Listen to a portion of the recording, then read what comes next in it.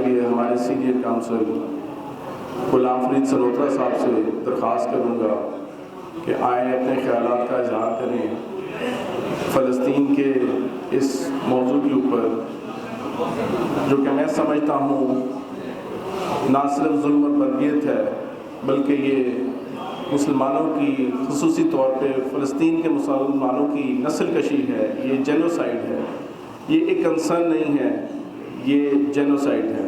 غلام فرید سلوترا صاحب۔ اعوذ باللہ من الشیطان الرجیم، بسم اللہ الرحمن الرحیم۔ انما المؤمنون اخوۃ، کل مومنین اخوۃ۔ مسلمان جسد واحد ہے اور اس کا کوئی لین بھی دوسرے سے بالکل الگ تھلگ نہیں ہے، ان کی ایک ہی سوچ ہے، اور ان کے جسم کے کسی حصے کو تکلیف پہنچے تو سارے جسم کو تکلیف پہنچتی ہے۔ انفارچونیٹلی اس وقت مسلمان بھی تماشا دیکھ رہے ہیں، اور اقوام عالم جیسے ہمارے علماء صرف دعائیں کرتے ہیں کہ فلاں کی توپ میں کیڑے پڑ جائیں، انڈیا برباد ہو جائے، اسرائیل برباد ہو جائے، وہی نعرے ہم لگا رہے ہیں۔ اور بڑے افسوس کی بات ہے، پاکستان ایک ایسی ریاست وارد وجود میں آئی تھی جس کا سلسلہ، جس کی بنیاد لا الہ الا اللہ کی بنیاد تھی، لیکن ہمارے حکمران، ہمارے پاورفل سیکٹرز اپنی عیش اور تعیش میں پڑے ہوئے ہیں۔ رسول اللہ صلی اللہ علیہ وسلم نے ایک موقع پر صحابہ سے کہا کہ ایک وقت آئے گا میری امت بڑی کمزور ہوگی۔ صحابہ نے پوچھا یا رسول اللہ صلی اللہ علیہ وسلم کیا اس وقت تعداد میں کم ہوں گے؟ فرمایا نہیں، تعداد میں کم نہیں ہوں گے، وہ حب زر میں ہوں گے، انہیں مرض واہن لگ جائے گا۔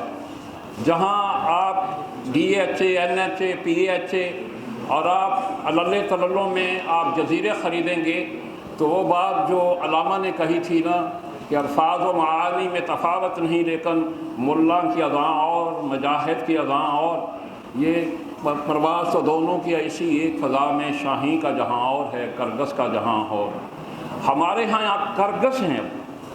ہم نے کربلا کو سنا تھا، میں نے کربلا کو دیکھا ہے۔ اب 32,000 لوگ وہاں شہید ہو گئے ہیں۔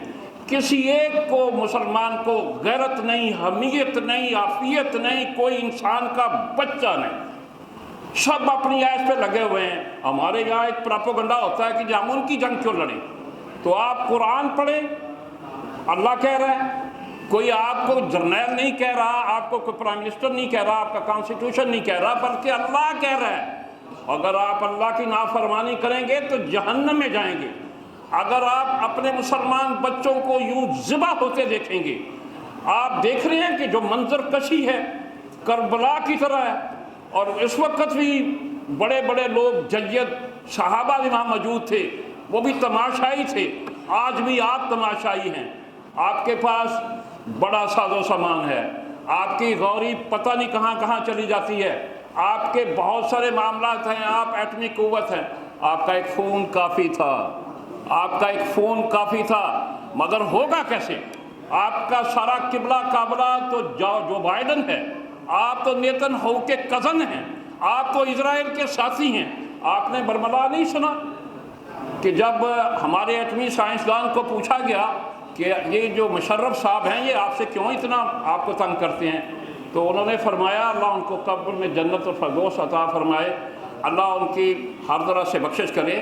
انہوں نے فرمایا کہ میں جب یہ بنا رہا تھا تو میں نے اس کی رینج 5,000 کلومیٹر کرنا چاہیے، and I needed the finance when I asked the president. اس نے کہا وہ اسرائیل کے لیے بنانا چاہتے ہیں، ہمارے لیے 1500 کلومیٹر کی رینج کافی ہے۔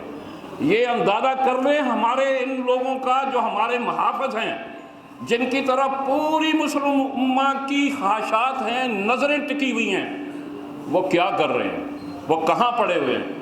اور میں نے یہ بات پریکٹیکلی دیکھی ہے۔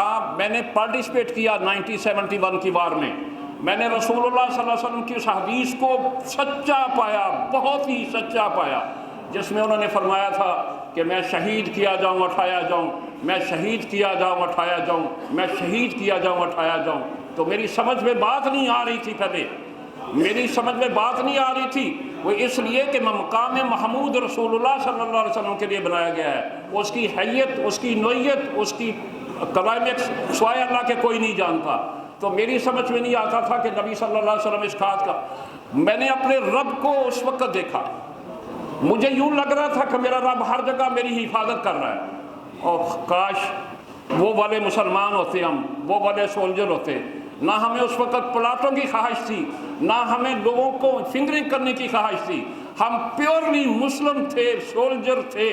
اور ایک سولجر کی جو قیمت ہے میں ان لوگوں کو بھی بتانا چاہتا ہوں، رسول اللہ صلی اللہ علیہ وسلم نے فرمایا کہ ایک رات ایک مجاہد جو اپنے ملک کی سرحد کی حفاظت کرتا ہے وہ دنیا و ما فیہا سے بہتر ہے، دنیا و ما فیہا سے بہتر ہے۔ آپ کیا ان چیزوں میں پڑے ہوئے ہیں کہ آپ کو جزیرے مل جائیں، آپ کی پرائیویٹ وہاں پہ جائیدادیں لندن میں ہوں، آپ یو کے اور اسٹیٹس میں اور الجزائر میں جا کے بڑی بڑی چیزیں خریدیں؟ لعنت ہے ان چیزوں پر۔ اللہ کی طرف آؤ، اللہ کی خوشنودی کی طرف آؤ۔ اس وقت اگر ہم نے یہ اچھا نہ کیا، نہ نبی صلی اللہ علیہ وسلم کو ہم اپنا چہرہ دکھا سکتے ہیں، نہ اللہ کے سامنے پیش ہو سکتے ہیں، کیونکہ ہم دونوں کی حکم کی عدولی کر رہے ہیں۔ کسی کے ذہن میں ہونا نہیں چاہیے، وہ کہتے ہیں جی وہ ان کا معاملہ ہے، ان کا معاملہ نہیں ہے۔ انما المؤمنون اخوۃ کل مؤمن اخوۃ۔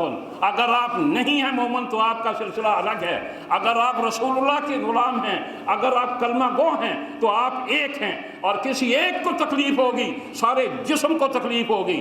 اگر آپ کسی اور چیز میں پڑے ہوئے ہیں، دولت اکٹھی کرنا چاہ رہے ہیں، اقتدار چاہتے ہیں، آپ 37 سال جی لیں، آپ 50 سال حکومت کر لیں، اللہ کے ہاں لعنت ہی ہیں آپ، جب تک رسول اللہ کو نہیں اپنائیں گے، جب تک سنت رسول کو نہیں اپنائیں گے، جب تک اللہ کو نہیں اپنائیں گے، جب تک رسول اللہ کی اطاعت نہیں کریں گے، اللہ کی اطاعت نہیں کریں گے۔ مجھے اور آپ کو اللہ توفیق عطا ہے۔ آپ قسم میں سے آپ کے کہتا ہوں کہ ہر نماز میں میں روتا ہوں، یہ کہتا ہوں کہ کاش مجھے آپ کوئی کہے کہ جا کے وہاں شہید ہو جاؤ، میں شہید ہونے کے لیے تیار ہوں۔ میں نے وہ دیکھا ہے سارا منظر، آپ یقین کریں وہ منظر اتنا بڑا آپ دیکھتے نہیں۔ ابو عبید اللہ کیا کر رہا ہے؟ اس کو کوئی ہے خوف؟ اسے ہے کہیں ضرورت کہ اس کو یو کے یو ایس اے میں کوئی فلیٹس مل جائیں؟ لعنت ہے ایسے فلیٹوں پر۔ آپ اور میں سچے مسلمان ہوں، ہم ایک دوسرے کے لیے عزت آبرو کا حصہ بنیں، ہم ایک دوسرے کی جان کی حفاظت کے لیے جان دیں۔ میں بہت مقرر آئیں گے میرے بعد، بڑے دکھ کی بات ہے، مجھے بہت دنوں سے بٹ صاحب کہہ رہے تھے، میں سیکرٹری صاحب بٹ صاحب، نائب صدر صاحب اور فائنانس سیکرٹری صاحبہ کا بہت ذرا مشکور ہوں، مجھے انہوں نے وقت دیا۔ یہ میرے اندر ایک آگ ہے، ان مقتدر حلقوں کو میں کہتا ہوں کتنے دیر جیو گے؟ کہاں ہیں مشرف، کہاں ہے ضیاء الحق، وہ کدھر گئے؟ سارے اللہ کے حضور میں ہیں، اللہ کے حضور میں وہاں جواب دینا پڑے گا کہ تم مسلم امہ کے سپاہ سالار تھے، کیا کرتے رہے ہو؟ شراب پیتے رہے ہو، مال اکٹھا کرتے رہے ہو، بہت سارا مال دبئی میں چھوڑ آئے ہو، بہت سارا مال بینکس میں چھوڑ آئے ہو، ایک ایک پیسے کا حساب دینا پڑے گا۔ میں ایک حدیث بیان کر کے جناب سے اجازت چاہوں گا۔ عبد الرحمن بن عوف رضی اللہ تعالیٰ عنہ عشرہ مبشرہ میں رسول اللہ صلی اللہ علیہ وسلم نے فرمایا عبد الرحمن بن عوف فی الجنہ۔ یہ سرٹیفکیٹ کون ایشو کر رہا ہے؟ اللہ کے کہنے پر رسول اللہ۔ اور ایک جگہ کھڑے تھے، نبی صلی اللہ علیہ وسلم نے فرمایا کہ سارے صحابہ میرے جنت میں چلے جائیں گے، سب کے اخیر میں عبد الرحمن بن عوف جائیں گے، پسینے میں شربور ہوں گے۔ آپ کو پتہ ہی عبد الرحمن بن عوف کیا کرتے تھے؟